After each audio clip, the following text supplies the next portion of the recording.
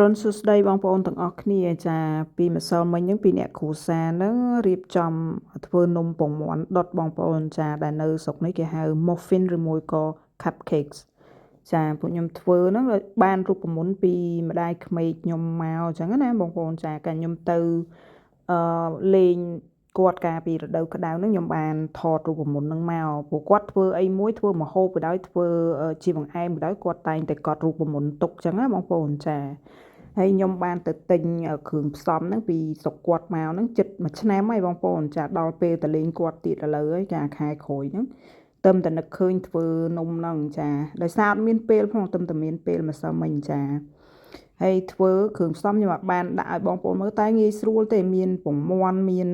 ម្សៅអីចឹងទៅណាមានប្រេងឆាមានស្ករសមានអីចឹងទៅពេលក្រោយខ្ញុំធ្វើម្ដងទៀតខ្ញុំនឹងដាក់